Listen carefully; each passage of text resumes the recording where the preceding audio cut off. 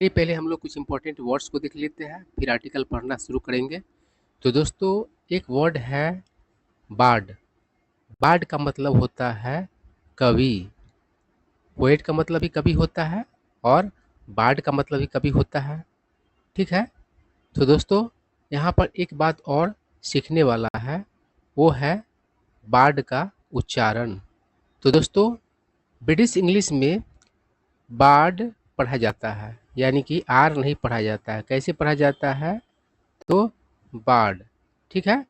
कारण कि British English में उच्चारण संबंधित एक नियम है, और वो नियम है, यदि आर के पहले कोई वॉवेल हो, कोई स्वर हो, तो फिर उस आर का उच्चारण नहीं किया जाता है। तो देखिए यहाँ पर आर है और उसके पहले ए है, जो कि एक वॉवेल है, एक स्वर है, इसलिए आर को नहीं पढ़ा जाएगा। इसलिए इसका उच्चारण क्या हो जाता है? तो हो जाता है बार्ड। ठीक है। और अमेरिकन इंग्लिश में इसका उच्चारण होता है बार्ड। ठीक है, मतलब आर का उच्चारण होता है। चलिए आगे बढ़ते हैं। लिरिसिस्ट, इसका मतलब होता है शायर, गीतकार। मतलब वह व्यक्ति जो गाना लिखता है। उसके बाद है नॉवेलिस्ट, मतलब उपन्यासकार, मतलब वह व्यक्ति जो उपन्यास लिखता है। उसके बाद है एसेइस्ट, मतलब निबंधकार, मतलब वह व्यक्ति जो निबंध लिखता है, लेख लिखता है। आगे है प्ले राइट, इसका मतलब होता है नाटककार, मतलब वह व्यक्ति जो नाटक लिखता है। तो दोस्तों, यहाँ पर एक बात और ध्यान देने वाला है, वह बात है प्ले राइट का स्पेलिंग। अब देखिए, राइट मतलब लिखना, उसका स्पेलिंग क्या होता है? WRITE। ठीक है। और प्ले राइट को देखिए, इसमें राइट कैसे लिखा हुआ है? WRIGST। ठीक है। तो लिखने वाला सेंस है ना, लेकिन स्पेलिंग क्या है? डब्लू लगा हुआ है और RIGST है ना, मतलब कि WRIGST है, ना कि WRITE है ना। डब्लू तो दोनों में है ना। तो यहाँ पर जो एग्जाम में क्वेश्चन पूछा जाता है स्पेलिंग से संबंधित, मिस स्पेल्ड वर्ड के रूप में पूछा जाता है, तो आपको ध्यान रखना है, लिखने वाला जो राइट होता है वह नहीं लगा हुआ है प्ले राइट में, है ना। क्या लगा हुआ है? तो WRIGST लगा हुआ है। ठीक है। तो इस स्पेलिंग को अच्छे से मतलब कि समझ लीजिए, अच्छे से याद रखिएगा, कारण कि मिस स्पेल्ड वर्ड के रूप में इसको पूछा जाता है। चलिए आगे है फ्लाउट। फ्लाउट का मतलब होता है फ्लाउट का मतलब होता है उल्लंघन करना। ठीक है। उसके बाद है एम्पायर, इसका मतलब होता है साम्राज्य। कहने का मतलब है देशों या राज्यों का समूह जो किसी एक नेता या सरकार द्वारा नियंत्रित हो, उसे एम्पायर कहा जाता है। जैसे कि ब्रिटिश एम्पायर, मतलब ब्रिटिश साम्राज्य। ठीक है।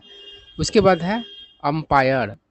यह वर्ड जो है, ये आप सभी को पता होगा। अंपायर, क्रिकेट वगैरह देखते हैं तो अंपायरिंग करने वाला जो व्यक्ति होता है, उसे ही तो अंपायर कहा जाता है। तो कभी कभी ये दोनों ही वर्ड्स कंफ्यूज कर देते हैं, इसीलिए हम लोग इन दोनों वर्ड्स को यहाँ पर डिस्कस किया है एक साथ। आगे है फ्लॉलेसली, इसका मतलब होता है परफेक्टली। ठीक है। उसके बाद है चांस अपॉन। चांस अपॉन का मतलब होता है संयोग से पाना या फिर संयोग से मिलना। ठीक है। तो आई होप आप लोगों को सारे वर्ड्स समझ में आ गए होंगे। अब चलिए आर्टिकल पढ़ना शुरू करते हैं। तो क्या कह रहा है? My school had a strict policy of speaking only in English on the campus. अब देखिए, यहाँ पर एक बात आपको गौर करने वाला लग रहा होगा, वो है ऑन द कैंपस। हम लोग हिंदी में कहते हैं कैंपस में, और इंग्लिश में देखिए कैसे यूज होता है, तो ऑन द कैंपस मतलब कि लिखा जाता है। ठीक है। तो क्या करा है, मेरे स्कूल में कैंपस में सिर्फ इंग्लिश बोलने का एक सख्त पॉलिसी था, सख्त नीति था, कठोर मतलब कि नीति था। ठीक है। और हम लोगों के स्कूल में तो इस तरह का कोई रिवाज था ही नहीं। लोग भरपेट हिंदी बोलते थे, है ना। हिंदी की तो बात आप छोड़ ही दीजिए, लोकल लैंग्वेज बोलते थे, ठेठ बोलते थे। कहाँ जा रहा है नहीं कह कर के कहाँ जा रहल छे, की कर रहल छे, ये सब बोलते थे, ठीक है। आई क्या कह रहा है, students flouting this rule were either made to stand outside the classroom for a period of time or pay a fine। कहने का मतलब है इस नियम का उल्लंघन करने वाले स्टूडेंट्स को क्लासरूम से बाहर कुछ समय के लिए खड़ा कराया जाता था या फिर उसे मतलब क्या करना पड़ता था, तो फाइन देना पड़ता था, ठीक है। आई क्या कह रहा है, this rule was an irritant, यह नियम एक चिढ़ाने वाला चीज़ था। इरिटेंट मतलब हो चिढ़ाने वाला, ठीक है ना। As speaking the mother tongue was an easier option, क्योंकि अ, मातृभाषा बोलना एक मतलब कि ज़्यादा आसान विकल्प था। बट लेकिन नाउ आई थिंक, अब मुझे लगता है, अब मैं सोचता हूँ डैट कि it was a good strategy, कि वह एक अच्छा रणनीति था। To make us speak English fluently, मतलब हमें इंग्लिश बोलवाने का, ठीक है ना, धारा प्रवाह। आई क्या करा, अ फ्यू डेज अगो, कुछ दिनों पहले, I chanced upon a popular YouTube video, मतलब मैं संजोग से पाया एक पॉपुलर लोकप्रिय यूट्यूब वीडियो इन विच, जिसमें एन ऑटो रिक्शा ड्राइवर, एक ऑटो रिक्शा चालक, वाज स्पीकिंग इंग्लिश फ्लॉलेसली, मतलब इंग्लिश बोल रहा था फ्लॉलेसली मतलब परफेक्टली।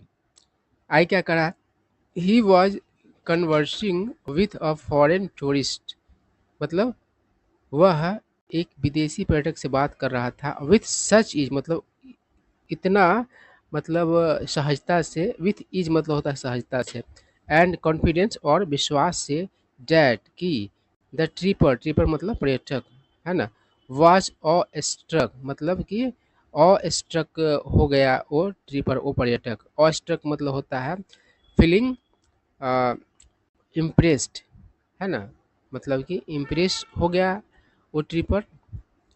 आई क्या करा, उसको आश्चर्य हुआ। आई क्या करा, लर्निंग ऑफ फॉरेन लैंग्वेज मतलब कोई विदेशी भाषा सीखना, स्पेशली एन इंटरनेशनल वन, खास करके अंतर्राष्ट्रीय।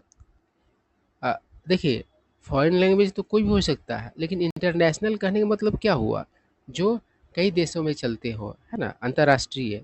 अब कोई ऐसा देश है जहाँ का भाषा आप सीख लीजिएगा वो तो विदेशी भाषा ही हुआ, लेकिन कोई ज़रूर नहीं कि वो भाषा हर मतलब कि देश में बोला जाता होगा या मतलब कि समझा जाता होगा, तो वो इंटरनेशनल लैंग्वेज नहीं हुआ, ठीक है ना।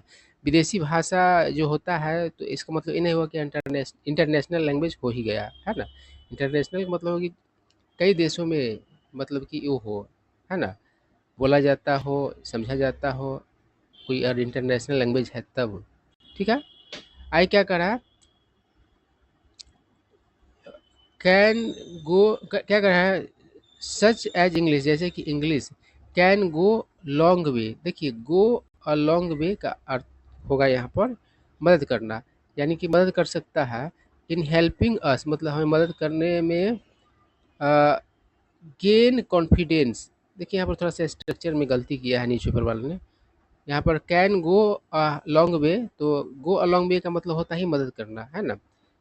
और फिर से दिया इन हेल्पिंग अस, तो थोड़ा सा टांग लग रहा है, तो कह रहा है कि मदद कर सकता है हमें गेन यानी प्राप्त करने में, कॉन्फिडेंस, व्हेन वी ट्रेवल जब हम लोग यात्रा करते हैं, और डील विथ फॉरेनर्स या फिर फॉरेनर्स से मतलब कि बर्ताव करते हैं, डील करते हैं, ठीक है। आई क्या करा, here are some interesting facts about this language. This को देखिए यहाँ पर मिक्स हो गया है लैंग्वेज के साथ, है ना। तो कह रहा है यहाँ कुछ रोचक तथ्य है इस भाषा के बारे में। क्या करें, it is spoken by about 1.5 billion people, billion भी पीपल में मिक्स हो गया है ना। तो क्या करा है कि यह बोला जाता है करीब करीब 1.5 बिलियन लोगों के द्वारा वर्ल्ड वाइड मतलब संसार भर में। आई क्या करा, making it the most spoken language, यहाँ पर ही मिक्स हो गया है, कई वर्ड्स मिक्स हो गए हैं, ठीक है, कोई बड़ी बात नहीं है। तो क्या करा है कि जो इसको बनाता है सबसे अधिक बोला जाने वाला भाषा, यहाँ पर क्या करा है, डिड यू नो, तो क्या इसका अर्थ हुआ, क्या तुम जानते थे, डू यू नो होना चाहिए, क्या करें, डू यू नो, क्या तुम जानते हो, डैट की न्यू वर्ड, एक नया शब्द, इज बीइंग एडेड, मतलब कि जोड़े जा रहा है, टू द डिक्शनरी, यानी डिक्शनरी में, एवरी 2 आवर्स, मतलब हर 2 घंटे में। अरे यार, ये तो बहुत बड़ा कन्फ्यूजन का शिकार करने वाला मतलब हो गया है, कई जगह वर्ड्स मिक्स है, डिक्शनरी और एवरी भी मिक्स है। चलिए कोई बात नहीं, हम लोग देख लेंगे, मैं क्लियर कर दूंगा जहाँ पर मिक्स होगा वहाँ पर। आई क्या कर रहा है, मोर देन 1,70,000 इंग्लिश वर्ड्स, मतलब 1,70,000 से अधिक English words are currently in use, मतलब कि प्रयोग में है फिलहाल। इंग्लिश हैज बोरोड, बोरो मतलब होता है लेना, है ना, तो इंग्लिश ने लिया है वर्ड्स फ्रॉम ओवर 350 लैंग्वेज, मतलब 350 लैंग्वेज से अधिक से लैंग्वेज से क्या किया है, तो वर्ड्स लिया है, making it the most evolving one, है ना, जो इसको क्या बनाता है, तो सबसे अधिक इवॉल्व करता हुआ, विकसित होता हुआ बनाता है। It is a member of the Germanic family of language, तो यह मेंबर है, यानी कि इंग्लिश लैंग्वेज जो है मेंबर है किस भाषा फैमिली का, तो जर्मेनिक फैमिली ऑफ लैंग्वेज, ठीक है बात। चलिए आगे बढ़ते हैं, क्या कर रहा है, द लीजेंडरी विलियम शेक्सपियर, यानी कि फेमस, है ना, William Shakespeare is believed to have contributed, मतलब उनके बारे में माना जाता है योगदान, मतलब कि किया जाना, कंट्रीब्यूट मतलब होता है योगदान करना, मोर देन 1,700 वर्ड्स, यानी कि 1,700 वर्ड्स का उन्होंने योगदान किया, ऐसा माना जाता है विलियम शेक्सपियर के बारे में। टू द लैंग्वेज, मतलब इस भाषा में 1,700 वर्ड्स उन्होंने योगदान किया। आई क्या कह रहा है, and they are still being used, मतलब और वे वर्ड्स अभी भी मतलब कि यूज किए जाते हैं। English is the main medium of instructions in most of the top universities in the world, तो इंग्लिश मुख्य मीडियम ऑफ मतलब इंस्ट्रक्शन है अ, अधिकांश टॉप यूनिवर्सिटीज में इन द वर्ल्ड, मतलब संसार में, ठीक है।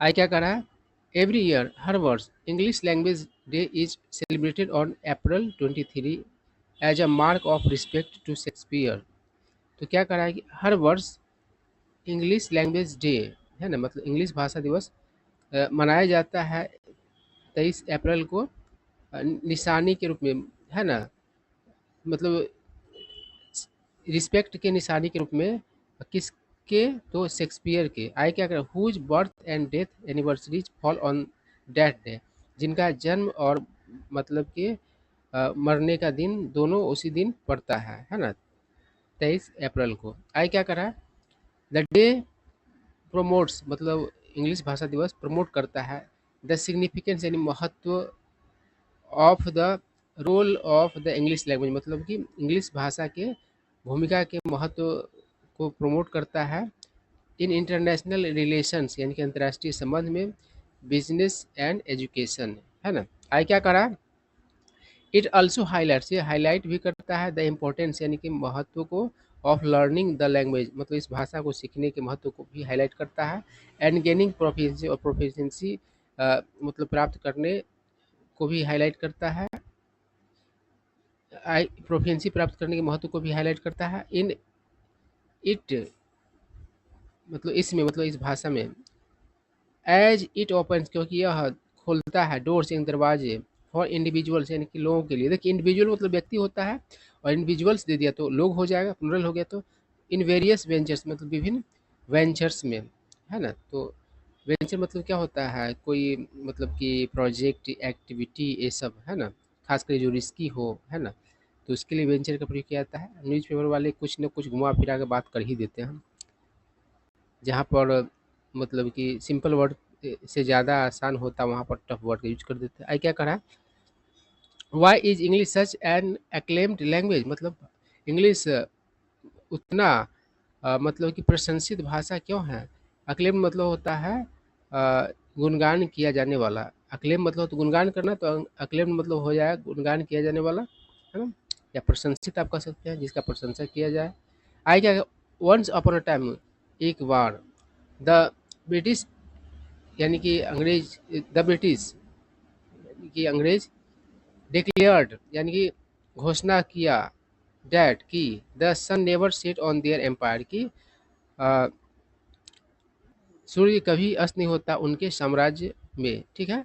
आई क्या कह रहा है, दिस ट्रीमेंडस, ट्रीमेंडस मतलब बहुत बड़ा, ग्लोबल एक्सपेंशन मतलब कि वैश्विक विस्तार, may have led to the popularity of English, मतलब कि वो क्या किया होगा, तो इस भाषा की लोकप्रियता की ओर मतलब कि ले गया होगा, मतलब कि बहुत बड़ा विस्तार था, इस कारण से इंग्लिश इतना फैला। यही सेंस आया क्या, अल्सो इट माइट बी, मतलब यह हो सकता है ड्यू टू द फैक्ट, मतलब इस कारण से, इस तथ्य की वजह से, डैट की द ग्लोबल इकोनॉमी के यानी कि वैश्विक अर्थव्यवस्था हैज़ लॉन्ग ट्रीटेड, मतलब कि लंबे समय से क्या किया है, इसको ट्रीट किया है as its universal language of business, यानी कि ग्लोबल लैंग्वेज ने, ग्लोबल इकोनॉमी ने क्या किया है, तो इसको वैश्विक, है ना, यूनिवर्सल यानी कि कॉमन, यूनिवर्सल का अर्थ है कॉमन लैंग्वेज ऑफ बिजनेस, यानी कि समझो कि बिजनेस का कॉमन लैंग्वेज के रूप में इसको ट्रीट किया है ना। वर्ड्स के हर जगह अलग अलग अर्थ होती है, यहाँ पर यूनिवर्सल का अर्थ दिख रहा है, पता चल रहा है कि कॉमन है ना, ठीक है। आई क्या कर रहा है, being one of the most versatile language, यानी कि वर्साटाइल मतलब होता है, वैसे तो किसी व्यक्ति के बारे में कहा था वर्साटाइल, तो बहुमुखी होता है और बहुउपयोगी भी होता है। कोई सामान वर्साटाइल, उसके बहुत सारे उपयोग हो सकते हैं, जैसे मोबाइल वर्साटाइल मतलब कि उपकरण है। तो क्या कर रहा है, सबसे अधिक वर्साटाइल लैंग्वेज होना, मतलब कि सबसे अधिक वर्साटाइल लैंग्वेज में से एक होना, वन ऑफ द कहने मतलब वही होता है सब में से एक। व्हाट मेक्स इट, जो इसे क्या करता है, बनाता है, अ लिविंग लैंग्वेज मतलब कि जीवित भाषा, इज डैट वह है, इट हैज़ द एबिलिटी मतलब इसके पास क्षमता है, टू इवॉल्व मतलब विकसित होने का, एंड अडॉप्ट इटसेल्फ मतलब कि खुद को ढाल लेने का। आई क्या करा, American poet and essayist, American poet और एसेइस्ट वॉल्ट विटमैन सिड मतलब कहा, the English language is the accretion and growth of every dialect, dialect मतलब होता है बोली, मतलब इंग्लिश भाषा एग्रीकेशन, एक्रीशन मतलब क्या होता है, वृद्धि, जैसे कि मिट्टी के ऊपर फिर से एक नया मतलब परत चढ़ जाता है, फिर से नया परत चढ़ जाता है, तो वही एक्रीशन होता है, तो वृद्धि ही कहेंगे। तो कह रहा है कि भाषा इंग्लिश जो है एक्रीशन है और विकास है हर बोली का, डायलेक्ट मतलब होता है बोली, रेस का, एंड रेंज ऑफ टाइम सबका, and is both the free and compacted composition of all, है ना। और यह क्या है, दोनों है, यानी कि स्वतंत्र और मतलब कि दबाया हुआ। कॉम्पैक्ट किसी को करते हैं तो उसको दबाते हैं, है ना। कंपोजिशन यानी कि संरचना, ऑफ ऑल यानी कि सभी का, यानी सभी लैंग्वेज का, ठीक है। तो यही कुछ बात थे जो हम लोगों ने सीखे इस पैसेज के माध्यम से, इंग्लिश के बारे में कुछ पता चला, कुछ न्यू वर्ड्स भी सीखने को मिले।